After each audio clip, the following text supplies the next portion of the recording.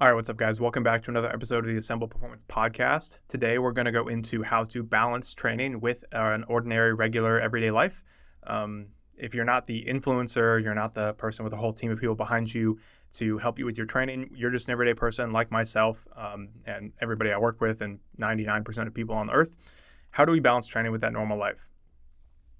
Most of what we see online is social media influencers, people who have very curated things that they share about their life and very curated lifestyles to be built around their training. And that's not bad. A lot of those people have worked really hard to get there, but sometimes there can be a little out of touch advice. And I'm currently in the trenches myself. And so I really want to share with you what I learned myself and then what I'm also learning with all the athletes that I work with continually who are also balancing very busy lives. And what does that really look like? And so, for me, right, I want to not be up on my high horse. I want to get down with you and say that I also do share some curated things on Instagram. That's what Instagram is. It's a very curated feed.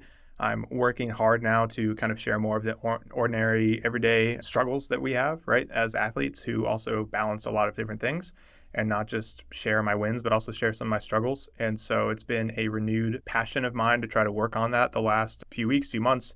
It's really kind of been churning, and I'm putting that all together now. This podcast is a longer form version of that, right? What does it look like for the everyday person? So it's not to say that these people who have curated feeds are bad. It's just the nature of Instagram, and it's hard to not fall into that, right? Because you see all this other aesthetic content, a lot of this other very curated content, and you feel like you kind of have to put that out. And I've fell into that myself. And not that I won't put out curated aesthetic content too. It's nice, but there's a lot that you don't see that goes on in the background, and it can leave people feeling broken. Like, I can't get this. All these other people can get this, and I can't. And that's just not the case. That's not the case. I work with a lot of everyday normal people that are very busy, and everybody has the same struggles with their everyday life generally. And so I just wanted to dive in that today. And I also don't want to be up on my high horse and say that I'm better than these other people because I'm sharing with you the reality and the rawness. Like, that's not true either. It's just kind of how I feel compelled to share things right now. And that's what we're going to do. I'm not better than them. I'm not up on my high horse sharing only curated content, but I'm also not up on my high horse saying, look at all these people that only share curated content. Like, that's just bullshit. I'm not trying to say I'm better than anybody for anything. I just want to share with you the reality, the nitty gritty, and we're going to get into it. So first, just some relatability of what I've going on right now, what kind of things I'm doing in the trenches myself.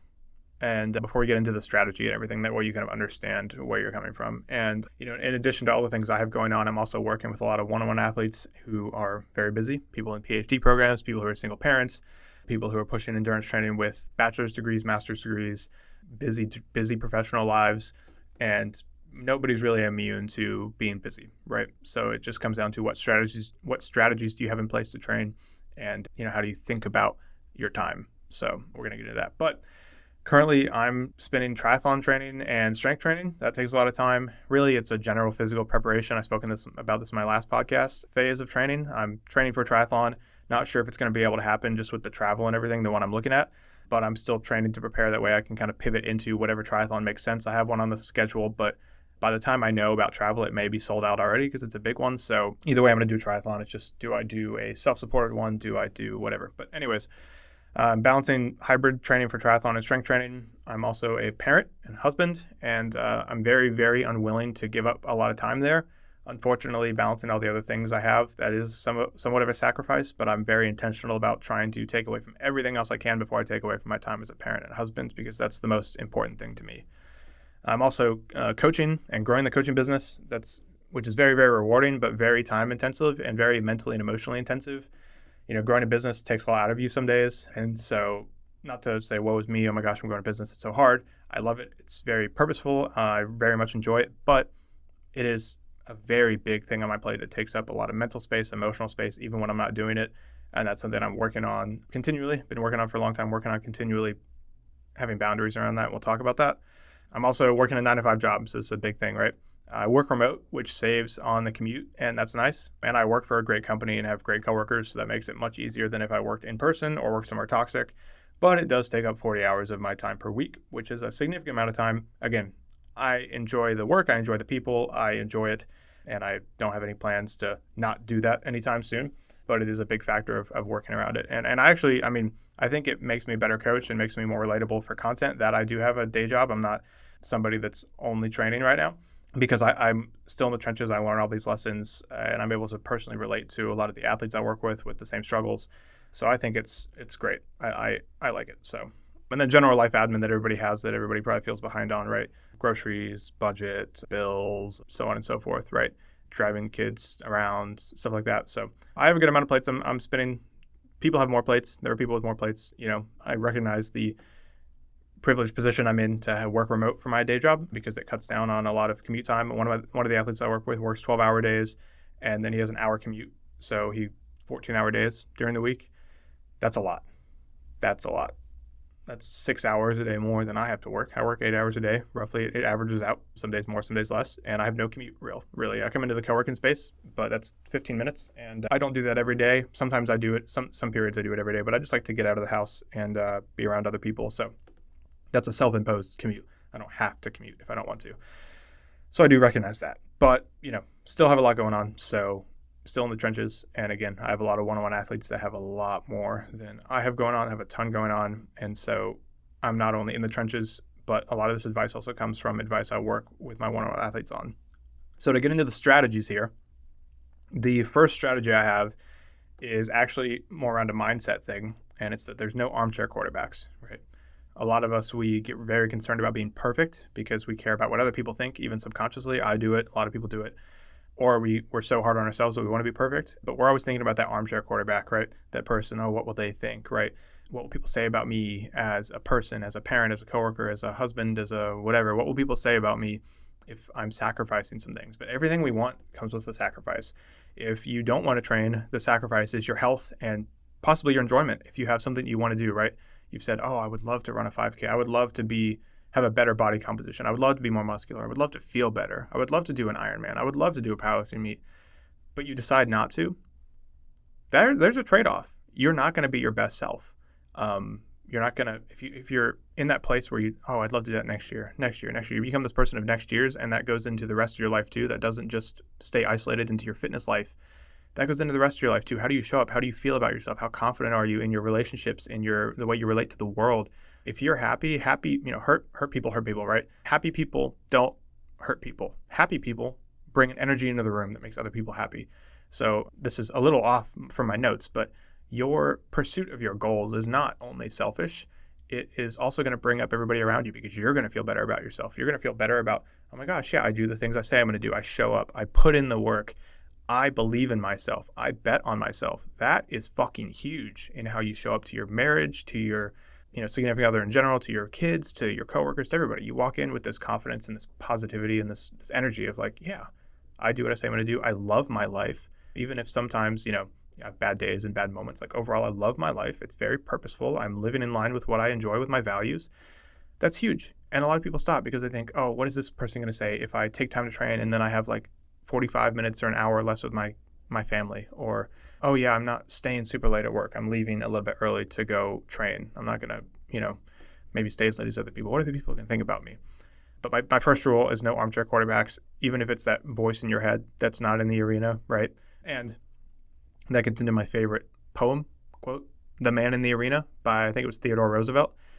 I actually gave this in a speech years ago too, that I did. And I'm going to read it to you. Well, I'm not going to read it to you. I'm going to give it to you by memory because I don't have it here. So we'll see how well I remember it. If somebody wants to fact check me and look it up, and then I'll expand on it a little bit. But it goes, "It is not the critic who counts, not the man who points out where the strong man stumbles or where the doer of deeds could have done them better. The credit belongs to the man who is actually in the arena, whose face is marred by dust and sweat and blood, who strives valiantly, who errs, who comes short again and again because he knows there is no effort without error and shortcoming, but who does actually strive to do the deeds, who knows the great enthusiasms, the great devotions, who spends himself in a worthy cause, who at the best knows the triumph of high achievement, and who at the worst, if he fails, at least fails while daring greatly, so that his place shall never be with those cold and timid souls who know neither victory nor defeat." There's a lot in that, and we're not going to dive into all of that. There's a lot in that that's super powerful. And the reason I know it is because I had it printed out on my wall for like 4 years. I would read it every single day. Because it's not the critic who counts, the inner critic or the external critic. Not the person who points out how you falter, in your training. Oh, I missed a day. What are people going to say about me? Oh, my kid got sick. I'm not perfect. Why do I do this? That critic in your head or the external critic, that's not who matters. What matters is the person who's in the arena next to you. And so that's why I use the term in the arena. So my extrapolation on this is that I don't take advice from people who are not also battling the same things I am, or at least who haven't been there before and have now worked their way out. Sometimes it's hard to tell, especially online, if somebody's worked their way out or not. I'm just very careful about who I take my advice from and who I take constructive criticism from. And this isn't being shut off and saying, I'm not going to listen to you, but who's there with you, right? Who is there with you in the hard things? Because everything is hard. Everything important. Being a parent is hard. Training is hard. Things are hard. Who's there with you? Fighting the same battles, taking blows with you, right? Exchanging blows, failing, right? A big part of that poem is who at the best knows the triumph of high achievement. That's the goal. But if he fails, at least fails while daring greatly. So his place shall never be with those cold and timid souls who neither know victory nor defeat. Failing is huge. Showing up is huge. And with training and balancing a lot of things, spinning a lot of plates, you're going to fail in every category at some point. But that shouldn't keep you out of the game. That shouldn't keep you from training. Oh my God, my life is so busy. I couldn't possibly hit 6 workouts a week, so I'm not even going to try. Hopefully you understand how backwards that is. And, I think we're going to talk about this a little bit in my notes in the closing when we close this podcast up, but action is what you need to do. You need to take action. That's how you learn. And we'll talk about that again. I'm going to get through everything else, but don't listen to those armchair quarterbacks, those people who aren't doing the things you want to do, aren't where you want to be. And the biggest thing is people that criticize you, unless you're actually doing somebody else harm and you know it, because there is some times where you're doing harm, but you don't really know it. You have good intentions. Somebody corrects you that's maybe above you, says, hey, maybe that's not quite true. Have you looked at this? And then you take that feedback because they're in the trenches with you. And you say, oh, yeah, wow, I messed that up. I'm so sorry. I had good intentions.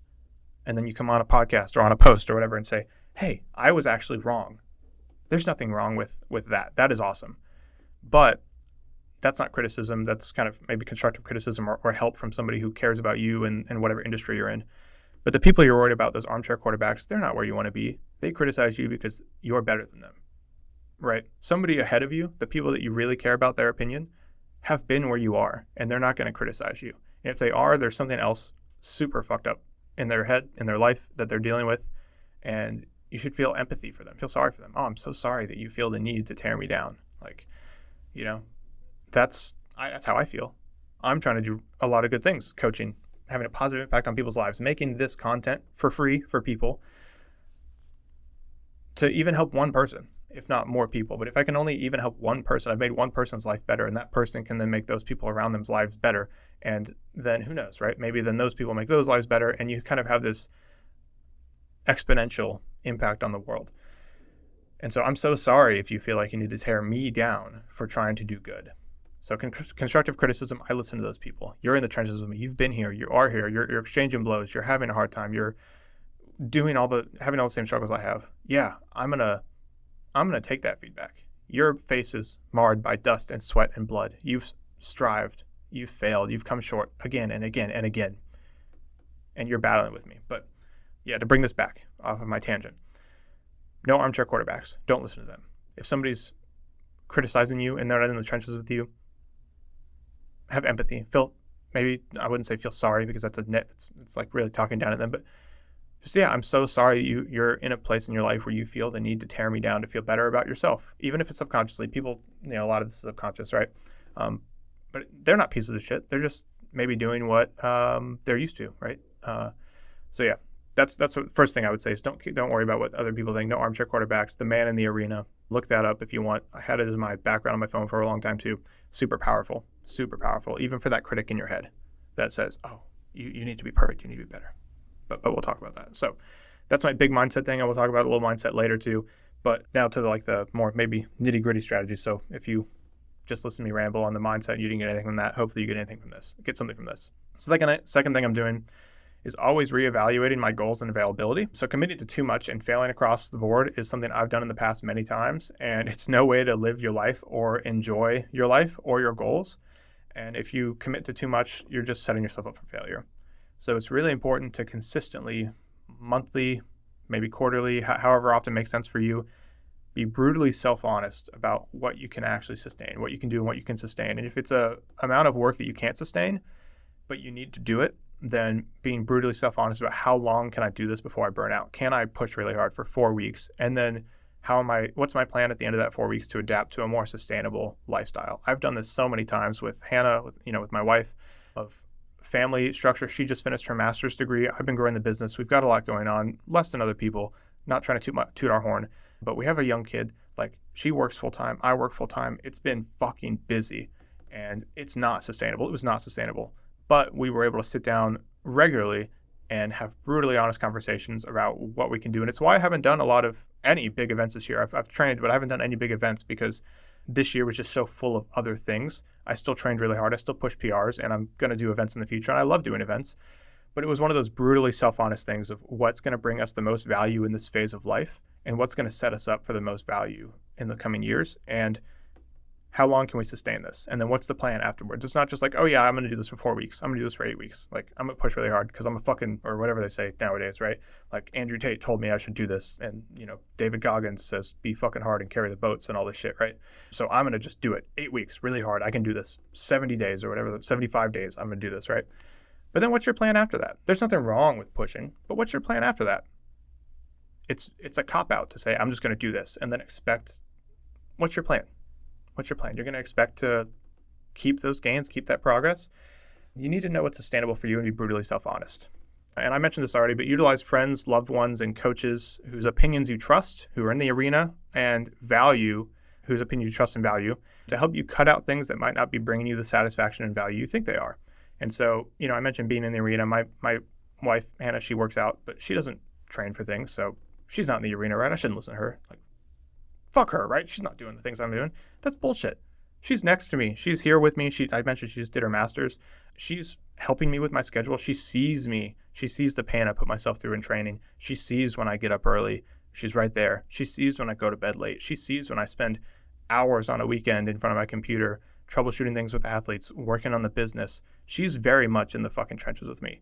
And maybe this isn't common, but I've seen online people like, oh yeah, like, blah, blah, blah. She's super supportive. She's there with me. She's in the trenches. I value her opinion more than anybody else's, even more than myself sometimes, because she has a lot of awesome fucking insight that I don't have as a third person. And so I do want to maybe caveat what I said earlier. In the trenches doesn't necessarily mean doing the same exact thing you're doing. Sometimes it means just being there in the fucking striving and struggle with you and being that trusted third party of, there's been times when I've said, I think I can do this. And Hannah's like, no, you can't. I've seen you. You burn yourself out. I've seen you break down after trying to do that for 6 weeks. You can't do that. And you need to figure something else out. Just brutally honest. And that's what I need in those times. And that's super valuable. And she's in the trenches with me. She's fucking seen it. So I listen. I say, okay, you're right. Let's figure this out. Let's sleep on it. Talk about it tomorrow. Let's figure this out. So have somebody, even if it's just a coach, right? I'm not just a coach, right? I have a coach. I coach people, right? And as a coach, somebody says, hey, I have all this going on. I think I can do this. And sometimes I'm like, yeah, you can. And a lot of times I'm like, no, I don't think you can. We've worked together for, a year at this point. I know how you respond to things training wise. I know the things you put in your check-ins. I know how you feel around things. And just brutally honestly, I don't think this is going to be the most value for you. Like, I want you to really reevaluate this. And if they still want to do it, it's their life. They can. But I'm that third party that says, can you take a second, journal on this, take a week, think about it. We'll keep training, but be honest with yourself about what you can accomplish and why you want to do these things. So utilize a trusted third party. Number 3, third strategy is very intentionally spend your time. In the past, I've done a time audit where I make sure I'm spending my time how I want it to be. And I'm actually today just started a 4-week time audit that I'm going through. So on my watch, after this podcast, I'm going to restart it. I have a timer that just goes off every 30 minutes. It was 30 minutes and I'll restart it. And I have a Google Sheet, which I'm working on. Once it's done, I'll probably share it out. And I just have a drop down I have Monday through Friday, 4 weeks. And then I have the hours of, it starts at 4 a.m. and then goes all the way to 3:30 at the bottom. And then I have activities and it's a drop down. What am I working on? Is it chores? Is it business growth? Is it coaching? Is it my day job? Whatever it is. And I just, every 30-minute block, put in what the majority of that 30-minute block was. Maybe I spent 20 minutes doing business and 10 minutes scrolling. I'll just put business for that because it's majority. I do have a distractions thing for scrolling or whatever. And then it gives me a graph at cumulative time graph of where I spend my time. And then at the end of this 4 weeks, I'll really be able to see where am I spending my time and where does that change what I value. Already today, I've spent more time scrolling than I thought I did. So in the past, I've done a time audit for a week. I'm doing a 4-week time audit right now. I think it's really important, even if you just write things down. And I'm going to try to do a time audit 1 week a quarter from now on, just to keep up of, okay, this is what I value, but what does my time show? Because you can tell me all you want what's important to you, but show me how you spend your time. And that's what's important to you. Not how you plan to spend your time on your calendar, but how you actually spend your time. Not that time blocking isn't great, and I do time block, and that's one of these strategies, but oftentimes time blocking is not how you spend your time. It ends up changing, right? So retrospectively, how do you spend your time? And that's why I like the graph from this Google Sheet, which I found on Reddit. Actually, I did not make it. I did modify it. So once it works out well, and I make sure the guy didn't like copyright it or whatever, if he did, I'll give him credit to do whatever I need to do. I don't want to steal somebody else's work. I'll probably just give him credit anyways because he's a fucking awesome person for putting this out on Reddit for people. So I'll credit the post or whatever and put it up, and you guys can get it, and it'll be cool. But yeah, anyways, time audit is a good retrospective thing. Number 4 is time blocking on the calendar. I share a calendar, Google Calendar, with Hannah, and I put in all my training times that I plan to train, all my appointments, everything, all the meetings I have, etc. And I'm actually a little bit more anal about it because when people book calls with me, my calendar pulls my availability from there too. And so I put in, like, if I don't want to be available for calls during a certain period of time, then I normally have my calendar set up to be available for calls. I'll put in what I plan to do during that time period, whether it's record a podcast or do something else. But by sharing this with Hannah, she's able to look at it and say, oh, okay, yeah, I want to do some family stuff too. So she puts family stuff in there. I'm very nerdy about it. We have it color-coded. There's multiple different quote-unquote calendars within the shared Google Calendar. And so, like, there's a color for family work, a color for my day job, a color for the business, a color for my own personal things. And technically, I think those are all separate calendars, but they're all shared and all show up on the app when you pull it up. And that way I can easily see, oh, yeah, this is a green block. This is family time that Hannah denoted to wanting family time. I plan to do something else, so we're going to talk about it. Or, yeah, I didn't plan to do something else. We'll have family time there or whatever, or I'm going to put family time in here. And it helps us deconflict any conflicting scheduling things well before they happen. And that's super important. And so, yeah, you're getting ahead of the week so the other person isn't surprised. And you can also have any conversations around, maybe Hannah sees, oh, you plan to work a lot more this week than normal. Like, why is that? Like, is it possible to pull that back a little bit? I wanted to do this. And it's one of the cheat codes that I can't remember how we managed life before we did that. Like, yeah, I can't imagine how we used to manage life before we did that. I rely on my calendar so much. I literally don't know how we did it before. Number 5 is being very strict with my boundaries. So I'm, again, always working on this, not perfect in the arena, right? But setting strict boundaries around work to make sure I have time to recharge. Setting strict boundaries around, I'm going to work from these periods, especially growing a business and working remote. It's very easy to let work spill into all areas of your life. And that's one of the reasons I come into the co-working space a lot, is to have a separate space. That way I can pack up and go home. That's so important, because if I work from home every single day, week after week, even just 1 week at a time, I worked from home all week last week, and I found myself working late into the night by accident, because it's so easy to accidentally do that, at least for me, in the way my brain works. And so, the biggest thing here is that I want to help other people. You want to help other people. You want to be there for your family. You want to be there for your friends, your kids. And you can't pour from an empty cup. If you're never taking time to recharge, you can't pour anything out. And so I'm really working on continually getting better at setting strict boundaries so that I'm able to show up for my athletes as my best self. I'm able to show up for my family and my son as my best self. I'm able to have time to myself as my best self, because I can make sure I'm recharged, and then even better when it comes time to do work, to talk to an athlete, to whatever, because I'm more present, because I'm not burned out. And so being very strict with those boundaries, do not disturb, all those things, very important. And so I'm continually getting better at that. Number 6, the training thing. It's making sure my programming is setting me up for success and I'm not overcommitting and missing sessions. We talked about this already, but if you realistically only have 4 days a week to train, don't try to train 6-7 days a week. Train 4 days a week. If you realistically have 45 minutes to train a day, don't make a session that's 75 minutes. In my onboarding calls with my athletes, I think the thing we spend the most time on, unless there's a specific like past injury we're going to talk about, is schedule. Because I need to know, A, how much time do you have? A lot of the times I say, yeah, how much time do you have to train? And people are like, oh, I have 3 hours a day. I'm like, or 4 hours a day. And I'm like, oh, okay, that's great. Does that include time to cook, time to rest and relax and scroll and read and do whatever else you want to do? Oh, no, that's all my free time. Okay, yeah, so you don't have 4 hours to train. You're going to overcommit if you take all of your free time and say, yeah, I have this much time to train. because I'm awesome. I'll just train in all my free time. No, you won't. You need to take a shower. You need to eat. You need some time to just veg and relax. You're not bad your brain needs time to just stare at the wall, at a phone, at whatever, watch a movie. And so we spend a lot of time on schedule. I need to know, A, how much time do you have? Free time do you have in general? Then B, how much time of that can we devote to training and still have the rest of your life be okay? Life admin, you as a human, right? You're not a machine, you're a human.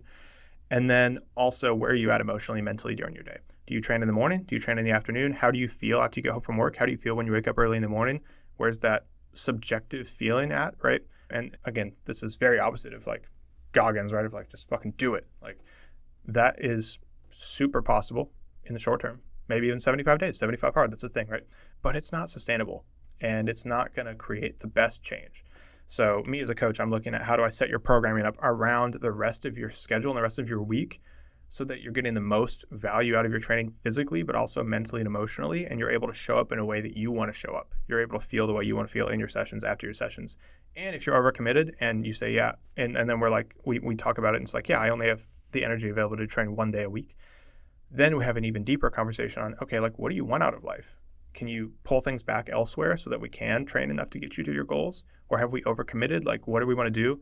And that's a lot of our onboarding call. That's a lot of the continual conversations I have with people. It's just like, what do you want? Like, you've overcommitted to all these things. You want all these things, but like, you can't do those. So what do you want to do, man? Or woman, right? Whatever. I use man and dude very gender agnostically, very gender neutrally. That's just the way I talk. But yeah, so make sure your programming is setting you up for success by working with the schedule you have and not working with what you think an ideal schedule would be. Yeah, ideally I could do all these things, but that's not what your life looks like. Life is never ideal. It's always things are moving around. So, and number 7, this is the last thing. In the hard days and times, remember why you're doing these things. So I try to keep in mind why I'm doing things and try to write down when athletes tell me, oh yeah, I want to do this because once I do this, I'm going to feel this way. I love the way I feel after I do this. I love whatever, XYZ. I write that down because in the hard times when they text me and they're like, oh God, like, I don't know, do I still want to do this? There's room for that. Let's explore that. Remember though, why you're doing it. But let's explore that. And when those hard things come up, the big thing that I've started implementing is not to make a decision in the moment. And I spoke about this before, but like there was a moment when I was like, I don't know if triathlon training is setting me up for success with my family. And I'm concerned about that. So I don't know if I should still do it. Rather than make that decision there, I trained like normal. I spoke to my coach about it and spoke to Hannah about it. And then I trained just as normal for the next week and a half. And I'm gonna be honest, those first few days, I didn't feel like going on the bike. I didn't feel like going to the pool because my brain was like, I'm not doing this. Like, this isn't in line with my overall life goals. But I showed up anyways. I did it. I kind of pushed myself to do it. And I didn't perform as well. I wasn't as mentally or emotionally there, but I did it for like a week and a half. And I was still journaling on those things and everything. And then after a week and a half, I was like, I think I still want to do this. I don't know if I'm going to be able to do this race, but I'm still going to train like this and do a race, whichever one it is. If this race works out travel-wise and financially with the flights and hotel and everything, sure, I'll do it. But I do enjoy this training. And so it's that ability to remember why you're doing things, remember why you decided things in the first place, and don't be so fast to change your mind without the data to change your mind. So your feelings change. You say, I don't want to do this, right? Sit on that for a week and a half, right? It's fine if you give up on something on a good day, but you're never allowed to quit on a bad day. You're only allowed to give up on something on a good day. You're only allowed to change your mind on a good day with enough data to make that. And another 2 things on in the hard days and times. A quote I saw on Instagram, I don't know where it came from, and I literally texted it to Hannah and said, this is an amazing quote. And then I went back to my messages and found it for this podcast, and I'm going to do something with it because I love it. Is that you can't complain about having a lot on your plate when your goal was to eat. You can't complain about having a lot on your plate when your goal was to eat. That's huge, right?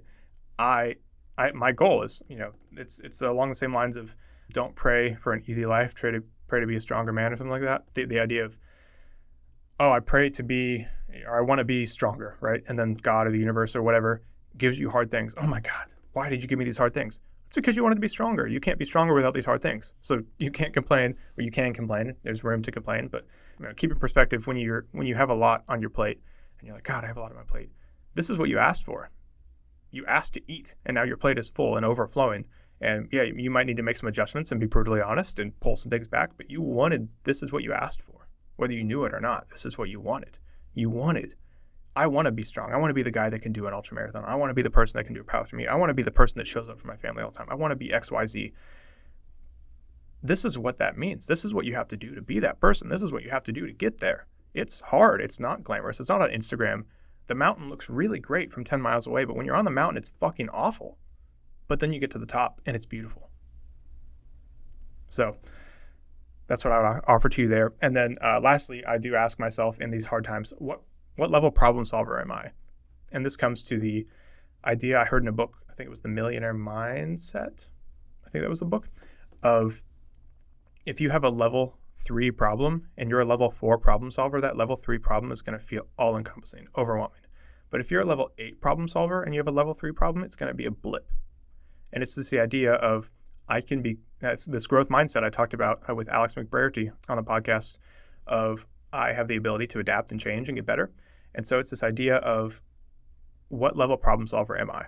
If I have a level 3 problem and it feels overwhelming, how do I become bigger than this problem, right? Can I in the moment shift my mindset and say, oh yeah, I'm a level 8 problem solver and this is going to be easy because emotionally I'm a level 8 problem solver? Or is it one of these things where like I just need to do it and adapt and learn and become a better problem solver? Because sometimes you can be a level 8 problem solver, but if you're having a bad day, you kind of feel like you're a level 4. And then a level 3 problem comes up and you're overwhelmed. And then you say, wait a second, I'm bigger than this. This is not a bad problem. This is not a big problem. This is a blip. I can figure this out. And a example that came to mind was Taylor Swift. A lot of people hate Taylor Swift. I'm pretty indifferent. I like her music, but whatever. I'm not crazy about it. Not crazy about her as a person, right? But not that she's bad. I'm just not I'm not crazy, right? Not that people are crazy. I know people that go to her concerts, they're great. But anyways, she had all of her music that she released, and now she has Taylor's version, if you've seen that. If you're not up on it, the thing that happened is some licensing thing. She released all her music, and then the person that she licensed it with to help her released it, like, took most of the money, and she didn't get a lot of the money.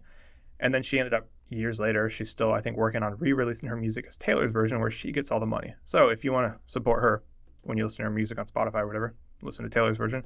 But the first time I heard that, I thought, holy shit, that had to be such a nightmare for a musician coming up in the industry, getting all the success, but not getting the finances. And then if you don't have the finances for that, what does that mean? That means you can't hire lawyers. That means the person that's getting all the money can hire lawyers. Like, what a clusterfuck. Like, that would be so overwhelming. She had to cry. I would have cried. That had to be so overwhelming. I finally made it, but I have nothing financially to show for it. Not that money's everything, but with that money, you can hire lawyers, you can hire protection, you can set yourself up to record more albums that get bigger and awesome, right? And I remember when I first learned that, wow, that had to be so hard. How did she do that? How did she continue to tour, to travel, to write music while dealing with all that legal stuff, right? That had to be so hard.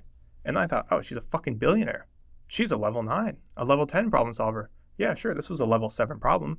And if I'm over here as a level 4 person, I'm going to be crushed. I'm going to break down. I'm going to quit. I might quit, Like, I can't do this. Look at this. This is so hard. I put in all this effort. I'm so successful. I have nothing to show for it. I got fucked over by the industry. I got fucked over by this person. I'm done with it. But she's at level 8, level 9, maybe level 10 problem solver. Level 7 problem, yeah, it's a big problem, but it's manageable. It's doable.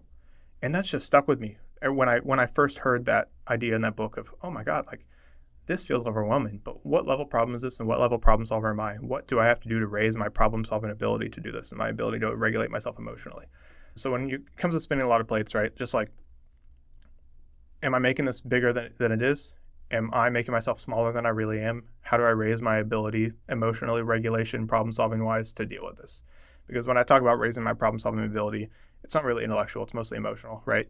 Like, intellectually moving your calendar around, yeah, there's intellectual things that need to happen. You need to move this here and there, but it's mostly emotional. How do I respond to this? Am I overwhelmed by this? Or am I confident in my ability to figure this out? Am I confident in myself to say, oh yeah, I have to pull this away for this week? That doesn't mean I'm a bad person. That doesn't mean, maybe I need to bring my training from 6 sessions down to 2 or 3 sessions this week, right? That doesn't mean I'm going to fail. That doesn't mean I'm awful. It's 1 week. But it's that emotional regulation of being confident that, okay, yeah, I'm doing what I need to do to be in line with my life goals, and it's okay, right? We were in the ER with my son a little bit ago. He ended up being fine, but young kids, right? He was throwing up and I was super stressed. And we were in there in the middle of the night and I could have been like, oh my God, like, I have training in the morning. Stick with me here. Oh my God, I have training in the morning. I'm not going to sleep well. It means I'm going to perform bad. That means I'm an awful athlete. Oh my God, I'm worried about training while I'm in the ER with my son. I'm such a horrible parent. Who am I to worry about training? Am I really an athlete? Like, where are my goals here? Oh my God, I'm a horrible parent. I'm a horrible athlete. Oh, I haven't even thought about my wife. She's over there. Is she okay? Wow, I'm such a horrible husband. And you just go down this spiral of shit, right? But instead, it's like, no, like, I'm here right now. I love my son. This is the most important thing to me. I'm here to make sure he's okay. If something's not okay, I'm going to miss training. Does that mean I'm a bad athlete? Does that mean I don't care about my goals? Fuck no, it doesn't mean I don't care about my goals. It doesn't mean I'm bad. It just means that life happens and priorities happen, and you have to show up. I spoke to a lady on Instagram who's does ultramarathons, and her son has fucking cancer. You think she's like, oh my God, I have to be here with him. I'm such a bad runner. No, fuck no. She's super strong. Super fucking strong. I can't imagine. But anyways, so yeah, closing statements. Oh God, 38 minutes. I recognize I've rambled. It's probably less than 38 minutes after I cut out some of the dead air in the intro. But closing statements. After we went over these strategies, right? I'm far from perfect. Everybody's far from perfect. Even the people you see on Instagram with very curated lives are far from perfect. I myself often have to modify or adjust, probably weekly modify or adjust a session. Sometimes miss sessions just because things come up. Lots of things happen. Oh yeah, I got to move this here. Oh, I got to shorten this workout here this week, right? I'm not perfect, but it's the quote of everybody has a plan until they get punched in the face, right? And the goal isn't to be perfect. The goal is to get in the arena, to learn and adjust. Life is constantly adjusting and readjusting in the face of new information. You can't collect the data you need to make a change without taking action, without getting into the arena and taking some blows side by side with the rest of us. Great accomplishments don't happen by accident or quickly. They happen as a result of taking imperfect action over an extended period of time, showing up to the arena and exchanging blows over and over again. Don't commit to perfection, commit to imperfect action. Show up, and don't beat yourself up when you need to change, because that's the point. Take imperfect action, learn, adapt. Imperfect action, learn, adapt. And then eventually your imperfect action is going to be somebody's perfect action, because you've taken imperfect action so much, you've learned so much, you've adapted so much, you've raised your problem-solving ability, your emotional regulation ability, your fitness, and then all of a sudden a shitty day for you is a perfect day for old you. So that's what I'm going to leave you with. I hope this podcast has helped give you some tools for balancing training with ordinary life, or at least it's helped shift your mindset around it, which is the most important thing anyways. If you got value from this podcast, like, subscribe, leave a rating and review. It helps the podcast grow and helps me and eventually us when I have more people in the company. Help reach more people like yourself who can get value from the content. I'm trying to put out as much free content as I can. Obviously, also I coach, so if you're interested in coaching, you can send me a DM or an email and we can get on a call. But I do have a training plan too. I have all this stuff, but really I'm trying to put out as much free stuff as possible because I know people are limited financially. I know, people are stressed about election season and all that stuff, right? So yeah, I got something for everybody, whether you want one-on-one personalized coaching, a training plan, or just some free information to figure things out, trying to have something for everybody. So rating, reviewing, subscribing, sharing helps me do more of that and get more awesome stuff out to awesome people like you. So with that said, I will see you guys in the next episode of the Assemble Performance Podcast, and have a great rest of your week and train hard. And I'll see you next week.